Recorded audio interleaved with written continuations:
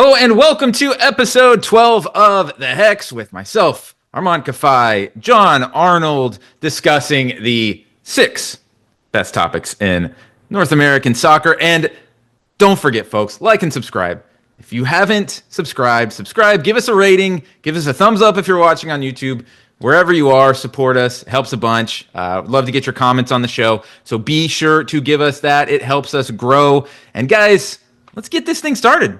Much like our show, many others, we were off for the last month or so. MLS teams were off for the last month as well, but they are back to preseason, guys. I've seen all the pictures and videos, and players are back. And we want to talk about the teams that have impressed us with what they've done in the offseason. Of course, the actual transfer window doesn't open for another week and a half, so there's plenty more moves to be done. But we'll start with Armand. I'm going to pass you the rock here. Which team has impressed you the most during the silly season? I mean, there's not many options to choose from, right? You have San Jose and New England trading with each other, basically half their rosters. So that's always funny to see. For me, I'm going to have to go with Seattle. I think we're going to talk about the flip side of it at some point during this pod, but I think Seattle has actually done really good work in order, with their roster restrictions, to actually build and add pieces for players that want to play for them on cheap. And I think that's the really cool thing and the really interesting thing. You have guys like Jesus Ferreira, who went from Dallas to Seattle, and Paul Arriola went from Dallas to Seattle. Two guys who maybe at their contracts at FC Dallas you didn't really like and you didn't really want.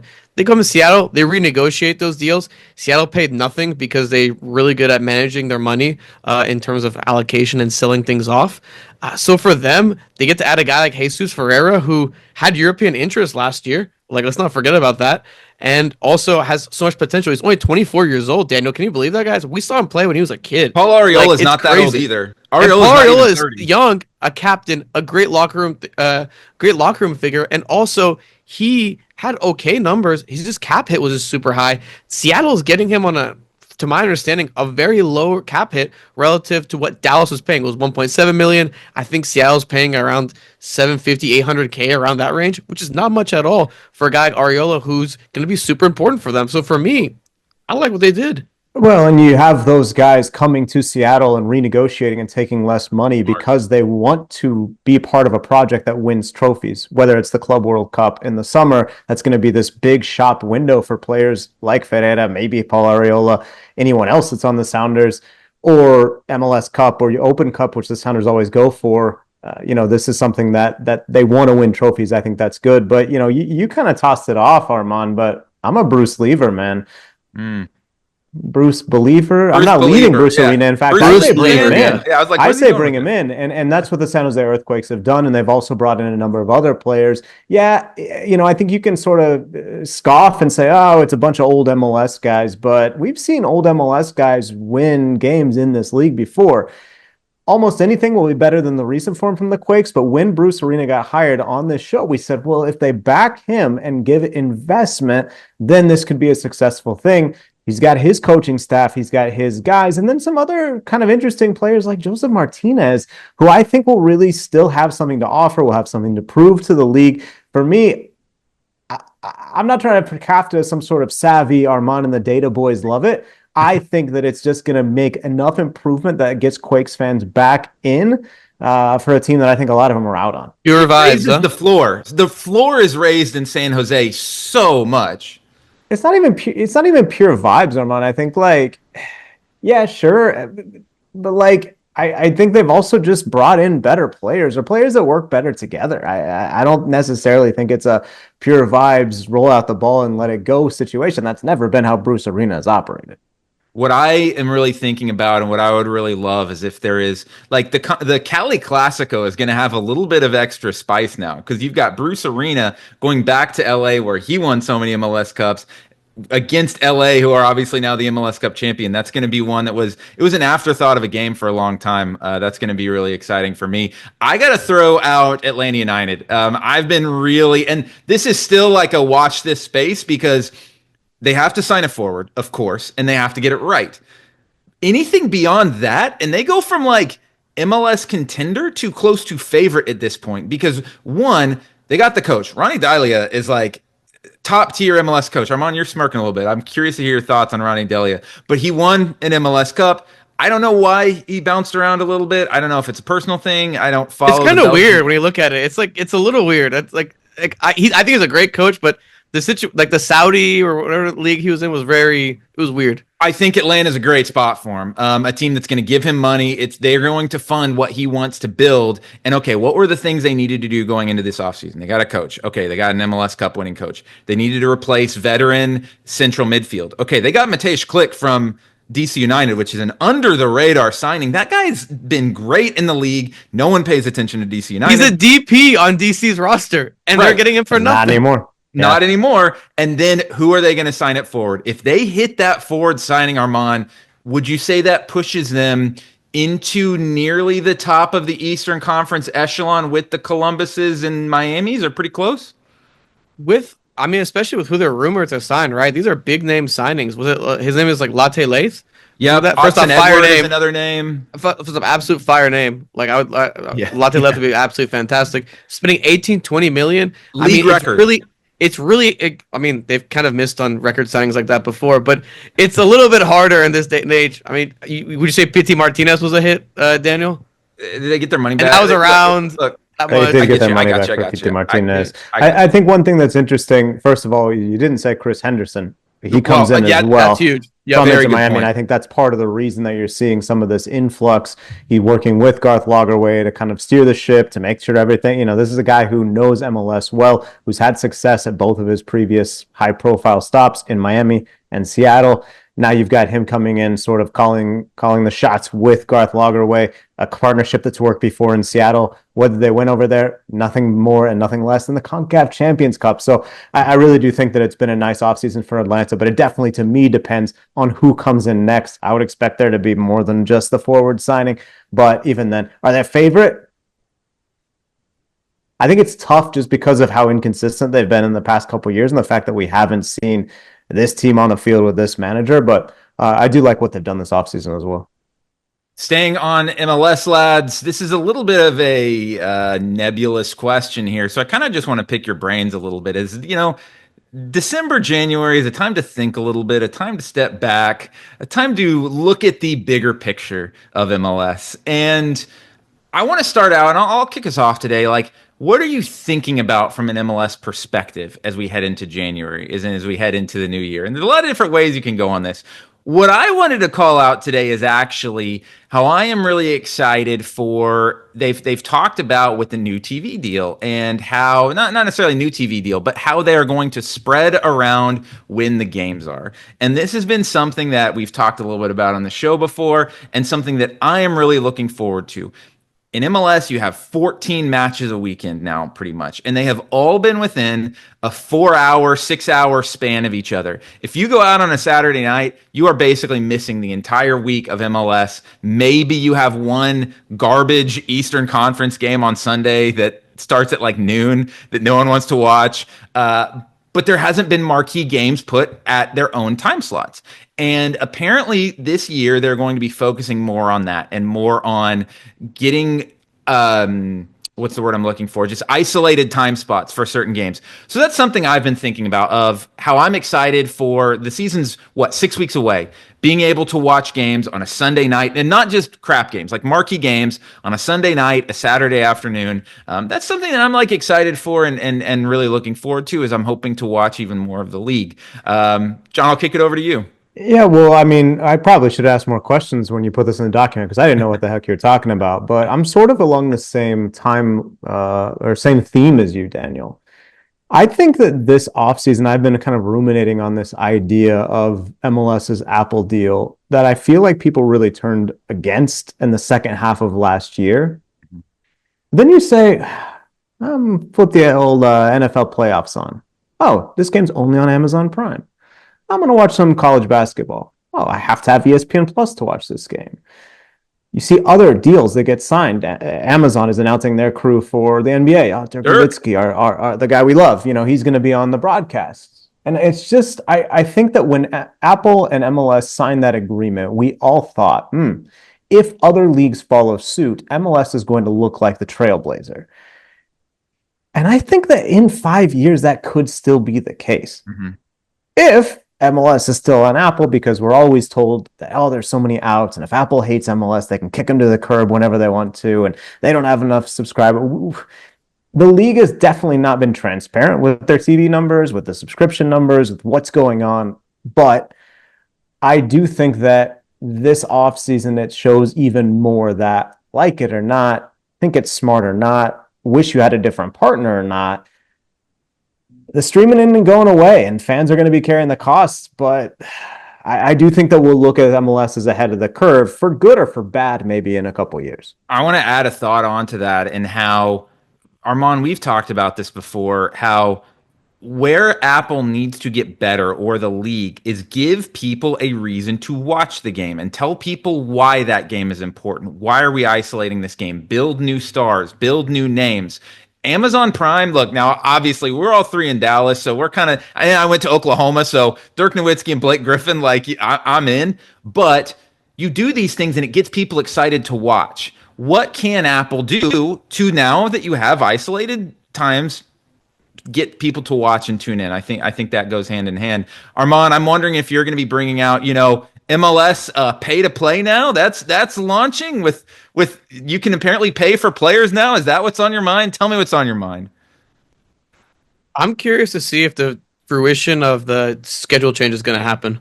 And that's I think a really big like that's something that's just in the back of my mind. Are teams going to be a little bit acting differently, especially with the schedule change that's apparently that they want to happen? They want it to happen after 2026 World Cup. That makes a 2025 season. Whatever. The 2026 half season potentially, like what Japan's doing, nothing. And then you kick off. Are teams going to hold off and wait to spend after the World Cup? Is there going to be a weird way of things happening? Look at DC, for example. They decided to go different roster construction route. They're eating the cap hit on Mateus Clich. He is a designated player on their roster. So they're eating it and going to 2026 essentially with, okay, hey, we're going to go after players that way. Our team's going to follow suit. I think we're going to touch upon Dallas at some point. Are they going to do the same? There's a lot of different situations where I think some teams are going to take it seriously. Like you got teams like Miami, Seattle, obviously in the Club World Cup, you have Columbus, who always takes it. But there going to be other teams that maybe are like, okay, like let's get our situation right, let's get our books right, and let's prime into 2026 when we think soccer is going to boom in popularity. I feel like I've heard that a million times from people, John, across everything. I don't know if it's going to actually happen or not, but that to me, that's just some sort of an interesting dynamic that I think people are like kind of missing, because like, oh, it's not going to happen or whatever. I have a feeling this is going to happen, guys. It makes too much sense across the league, especially with what we saw in December, right? What MLS ratings were like the lowest that they've been in like years, or MLS Cup, excuse me, in the lowest years, because competing with the SEC championship, to avoid that window and go somewhere else, you have to switch schedules. You align the transfer windows and everything. Okay, people are cold for a couple of weeks, but like, okay, whatever, you can figure it out. That's not a big deal. I am 100% sure. We had a conversation over text, Armand. Was it Armand or John that told me the SEC championship had no effect and college football had no effect whatsoever on MLS playoff ratings? I mean, that was me, but I still stand by it. One thing I want to point out, though, of what you said is that I think is going to be really interesting to watch is our teams. There is going to be a lame duck, potentially, first 6 months of the 2026 year. And our team's going to want to pay DPs to not play for half a year? Or are they going to want to clear the books, not have those contracts? Well, I think they're still going to play. It's just going to be like a very weird. Okay, but a season that no one's judged on. It's MLS. MLS is that part too. Yes, exactly.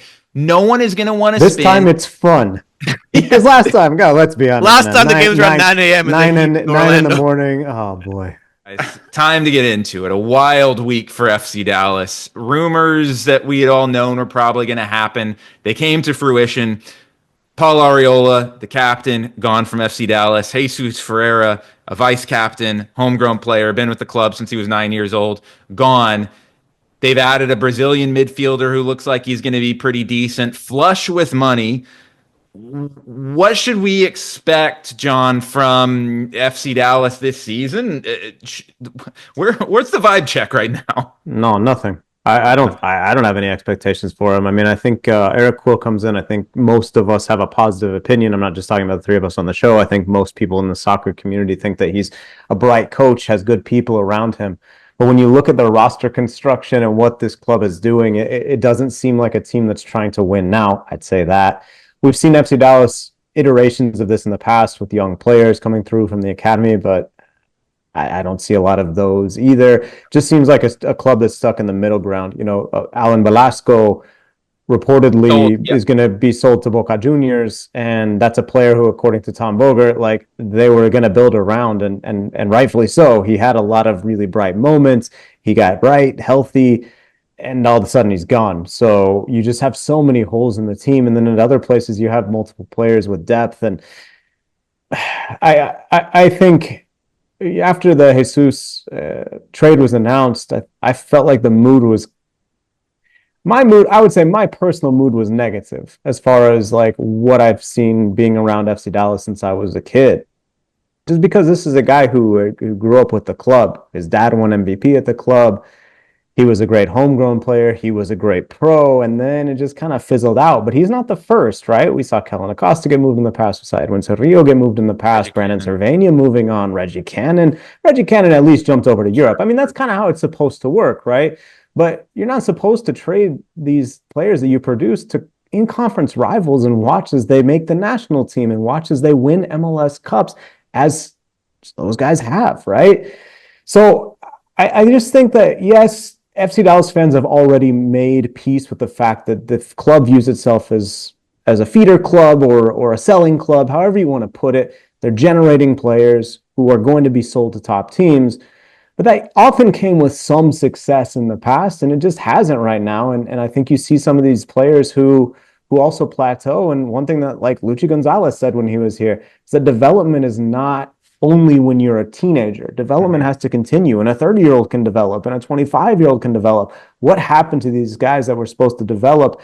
I just don't think the first team has been good enough to justify sort of some of the decisions that have been taken, and I don't think they've been producing enough players to justify what's kind of the decisions, the pathway that have been taken. I guess all that to say, I just see a very muddled club right now. Well, and Armand, if you're serious about winning, you don't sell the players to Seattle, right? I feel like for me as a fan, that is where I feel angst. And I think that if you look at every move in a vacuum, each individual move, you can look at all of them and say they all make sense. The issue is, two of these three moves you've known were happening for a long time, whether you might not have known that they were going to go to Seattle, but you've known that they were going to happen for a long time. You waited too long to fill them, and then you lost your market, and then you had one team basically left that was willing to do it, and you sell them to a rival. We saw Los Angeles Galaxy sell Jalen Neal, a star center back who came from their academy, who I think is going to be a really good player, and it's probably been one of the best, business deals of the offseason, sending him to Montreal. They sent him across the country, not just to another team, across the country, a different conference, etc.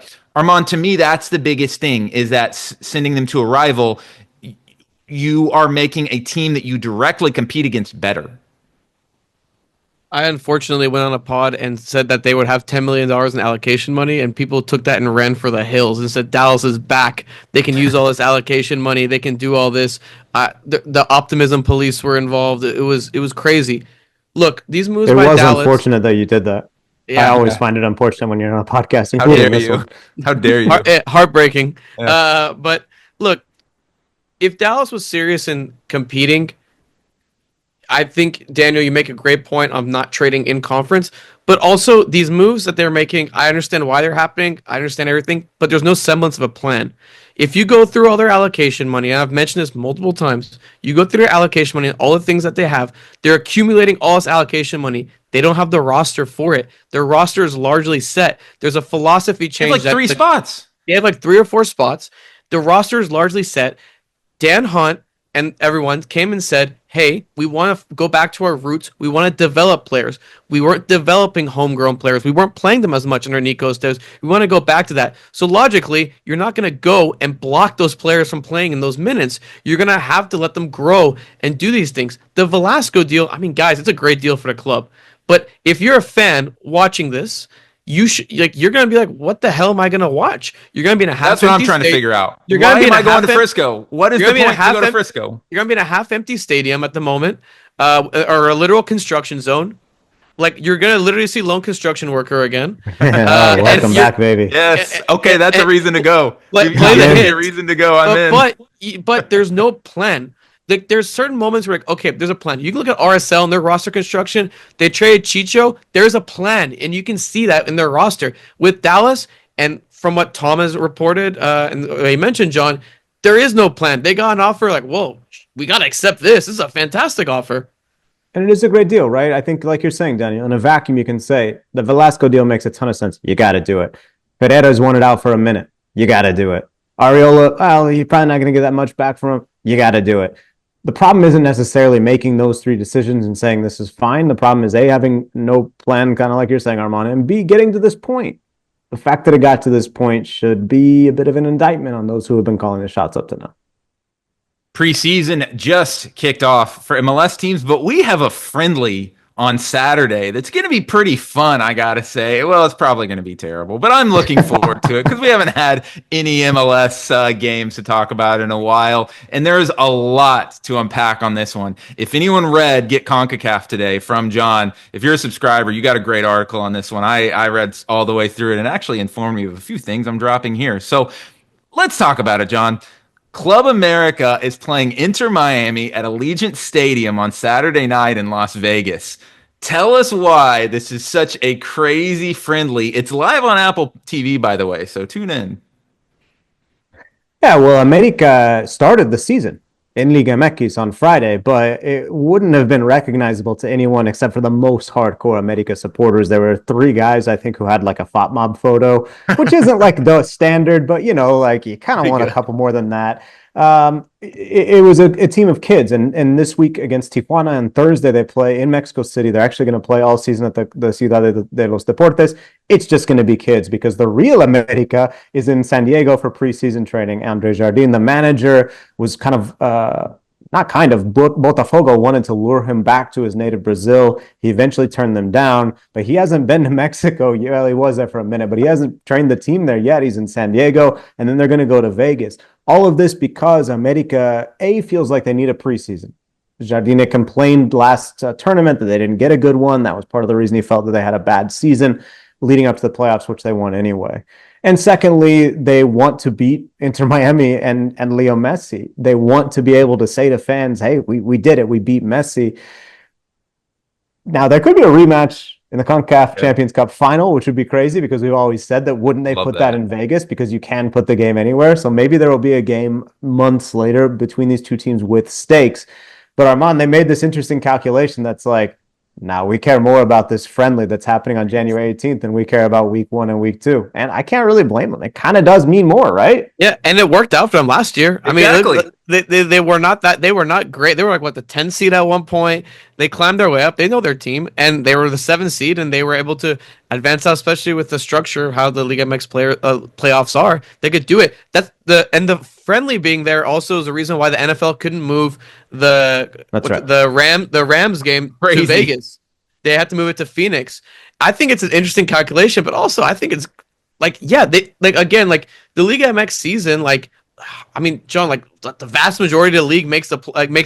That's the thing is too many teams make it, right? In theory, you could say that an MLS team couldn't do this, or when MLS teams schedule these in-season friendlies like they do sometimes. Well, there's more games than in Mexico where it's a short tournament, but you have so much grace.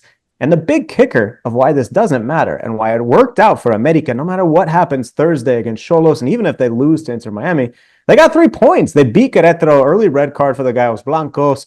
I know some of our friends in the desert, speaking of Las Vegas, were not too happy about some of the advice that I gave. But, look, anything can happen in Liga MX, and it did. And it's no surprise to see America win. I will say, I didn't really get into it in the newsletter, but I do think that, if you're Liga MX, if you're someone who cares about Mexican football, it doesn't speak well to Querétaro that they lost to America B.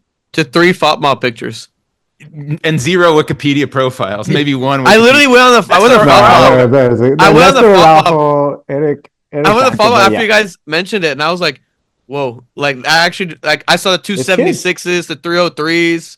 But Like, the other issue that this kind of like It's a quietly ludicrous underlines song. that really no one's talking about in Liga MX is these players are like young kids coming out of nowhere. These guys are like 22. That's too old, right? These guys should be like in some sort of other system right now, but the Mexican system right now doesn't have a real second division. Like you get these guys who are in the America system, they're not going to leave because they're getting good money. What if they break into the first team?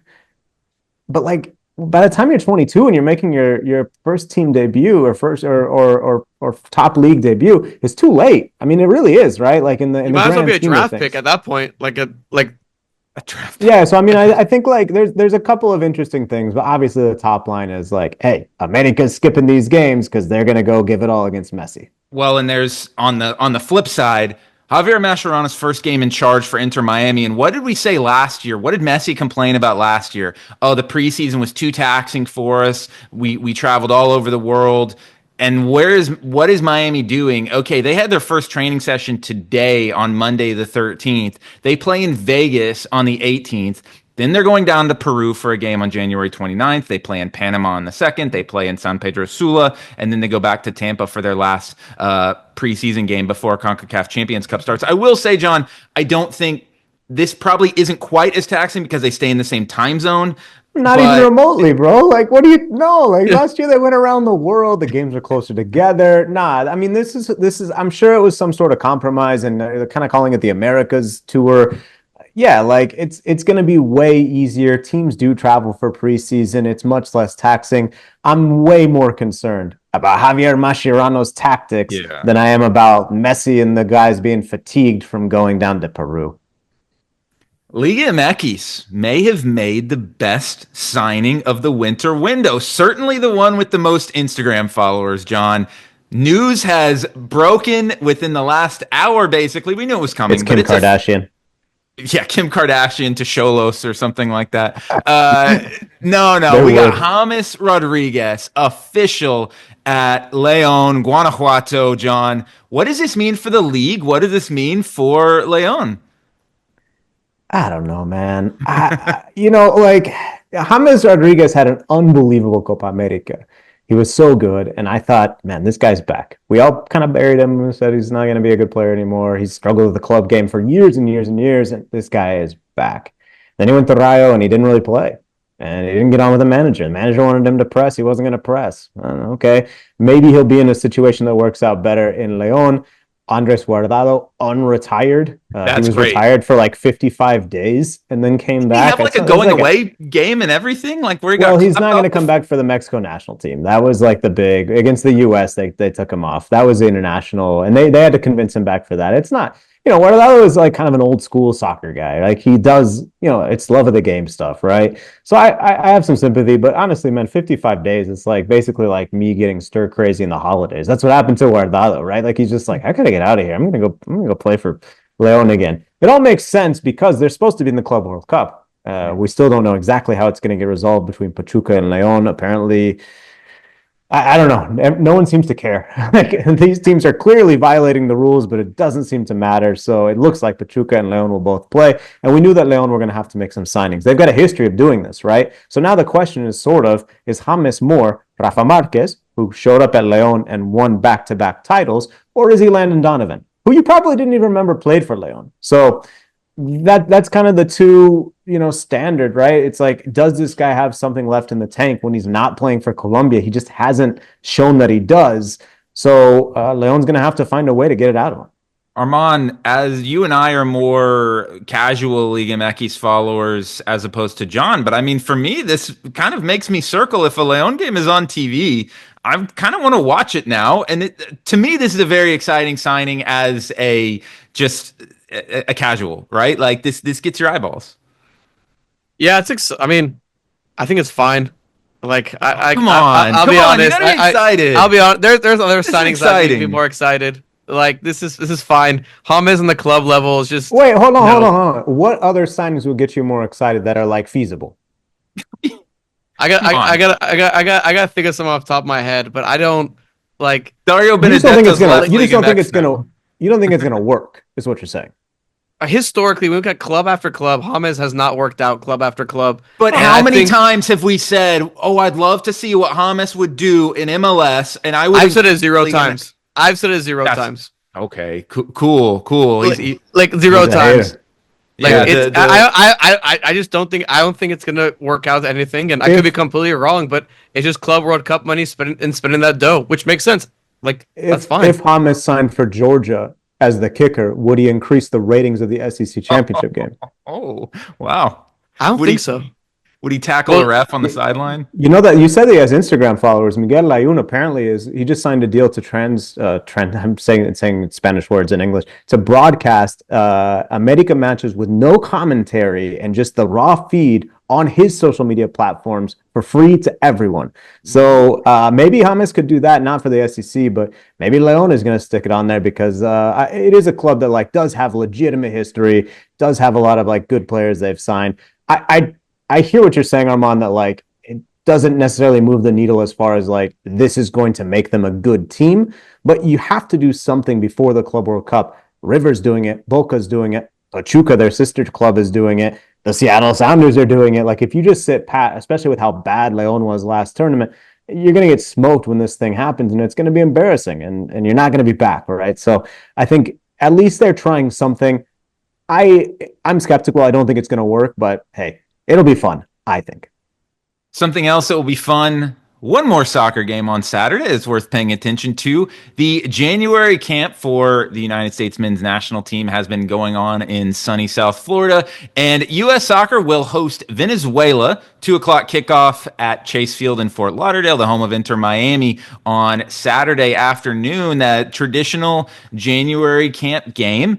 And I'll get us kicked off with this one. We're going to talk about a player we're looking out for to see how they do. And for me, it's a guy who plays right at that stadium. It's going to be Benjamin Kramashi for the national team. This is one that he's a player who was doing amazing things when Messi first broke into the league, and it felt like Messi really saw him, obviously, with his Argentine background. He's played for the Argentina U20 national team as a kid who has a lot of potential. He got hurt, and then they were so good last year. They signed a couple of central midfielders. He kind of got shuffled out of the fold. He was playing, it seemed like towards the end of the season, he was playing really well. And this is a guy who, when you look at like ceilings and you look at players where, okay, what is the ceiling of this guy, this forward? Well, he's not going to be above Ricardo Pepi. He's not going to be above Christian Pulisic. He's not going to be above Balogun, etc.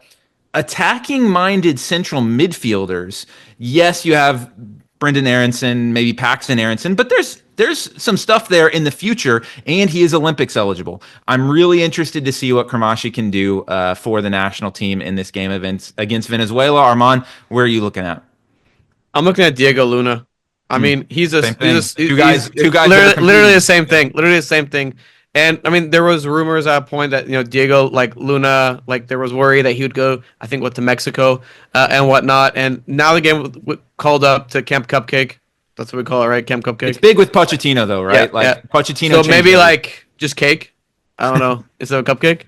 But I'm excited to see Diego Luna because there was a moment to where it was a moment where there was fear that he could go to Mexico, but now he's with her. He's creative. He's fun. He's excited. He brings us a different dynamic to the national team, and I just want to see him perform and play in kind of a decently pressure environment. So why not? Let's see how that works out. And it's kind of the same vein as your thoughts, Daniel. More along to that attack-minded midfielder that we're kind of missing.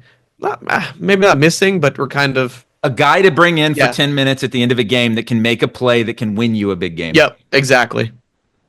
You know that cake is bigger than a cupcake, right? Yeah, I was right. That's what I'm saying. It's more important. I kind of lost my head on the cake thing. I'm trying you think it's more important? I'm gonna say it's a cake.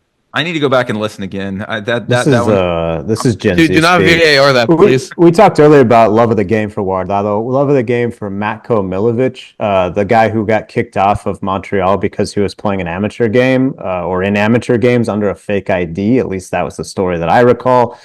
He went down to Newell's and has been playing with Newell's old boys. Pochettino was there, and everyone was kind of like, was he just at his old club, or is he looking at this guy? He called him into the camp. So I'm curious to see, is this just like a pity invite for Pochettino?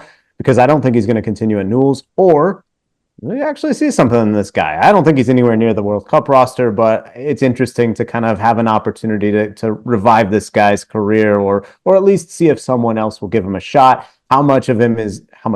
How much will he be in the window? How much is he going to play? How much does he have? just it's a different background than a lot of the players in this camp have. And that's why it's intriguing to me. I don't know what's going to happen. I would be surprised if he's a critical part. But, hey, Pochettino's a surprising guy.